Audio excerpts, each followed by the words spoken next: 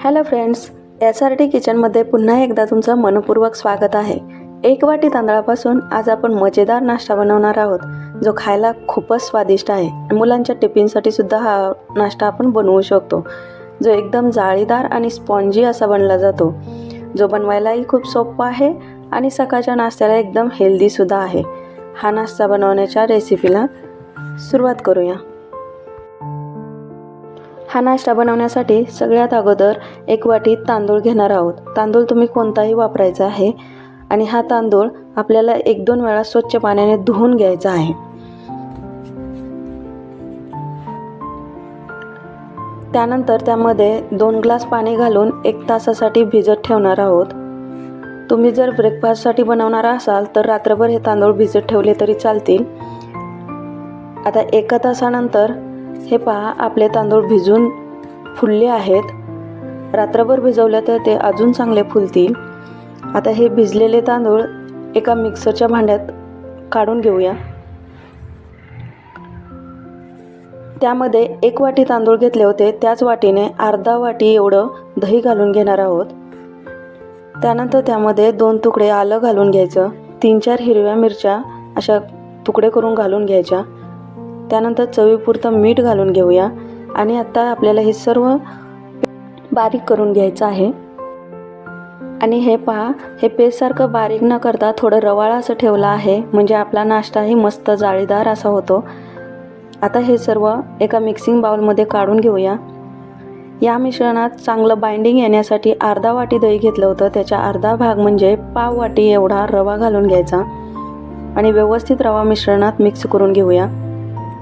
त्यानंतर मिश्रणाला तडका देणार आहोत आपण। त्यासाठी एका तडका पॅनमध्ये 1 चमचा तेल घालून घेऊया। तेल गरम झालं की त्यामध्ये 1 चमचा मोहरी घालून घेऊया। मोहरी तडतडली की अर्धा चमचा जिरे घालून घेऊया आणि हा तडका आपल्या मिश्रणात घालून घेऊया। हा तडका मिश्रणात व्यवस्थित मिक्स करून आपल्याला घ्यायचा आहे आणि तडका मिश्रणात शिजल्यावर आपल्या नाश्त्याला खूपच छान चव येते। यामध्ये आपण आतापर्यंत पाणी घातलेलं नाही, पण रव्यामुळे मिश्रण जर खूपच घट्ट झालं असेल तर 2-3 चमचे पाणी घालून मिश्रण चांगलं फेटून घ्यायचं। आता एक कढई घेऊन त्यामध्ये ग्लासभर पाणी घालून घेऊया। त्यामध्ये अशी एक रिंग ठेवून त्यावर तेलाने ग्रीस केलेली प्लेट ठेवून घेऊया आणि हे गॅसवर अगोदर स्टीम करून घ्यायचं आहे, म्हणजे आपण मिश्रण घातलं की त्याला हवी तेवढी उष्णता मिळते। आता आपल्या मिश्रणात 1 इनोचे सॅचेट घालून घ्यायचा आहे। तुमच्याकडे जर फ्रेश खाण्याचा सोडा असेल तर तुम्ही तो इनोऐवजी वापरू शकता। जुना सोडा वापरला तर तो ॲक्टिवेट होत नाही, त्यामुळे फ्रेशच वापरायचा।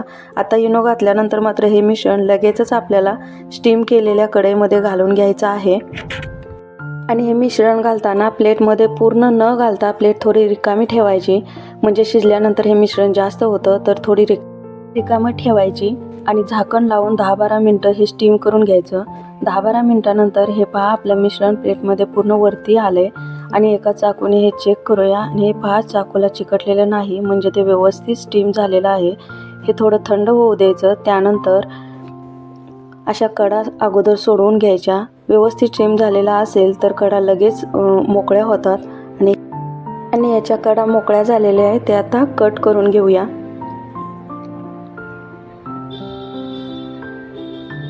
हे पहा, ह्या आकारात मी असे कट करून घेते।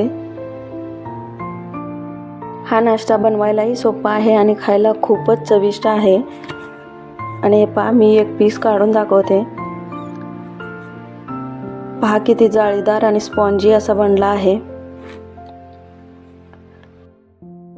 असं दाबलं की बघा, त्याचा स्पॉन्जीनेस आपल्याला लगेच कळतो।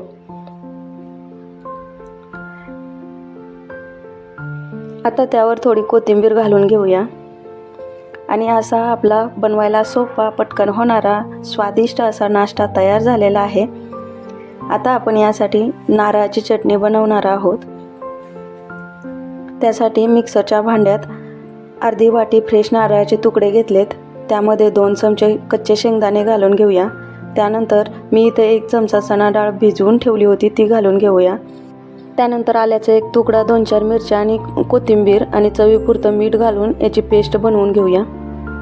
ही पहा, आपली पेस्ट तयार झाली, ती आता एका बाउलमध्ये काढून घेऊया। तुम्हाला पातळ हवे असेल तर थोडीसं पाणी घालून तुम्ही हे पातळ करू शकता. मी मिक्सरच्या भांड्याला थोडी पेस्ट राहिली, त्यामध्ये 1 चमचा पाणी घालून ती यामध्ये मिक्स करून घेते. तडक्यासाठी एका तडका पॅनमध्ये 1 चमचा तेल घालून त्यामध्ये 1 चमचा मोहरी आणि अर्धा चमचा जिरे घालून घेऊया. त्यानंतर थोडा कढीपत्ता घालून हा तडका आपल्या पेस्टवरती घालून घेऊया. पेस्टमध्ये मिक्स करून तयार झाली आपली चटणी. असा आपला मजेदार नाश्ता आणि नारळाची चटणी तयार झाली. तुम्हाला ही रेसिपी कशी वाटली ते कमेंट करून सांगा.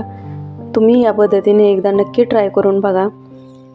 व्हिडिओ आवडला तर व्हिडिओला लाईक आणि शेअर करा.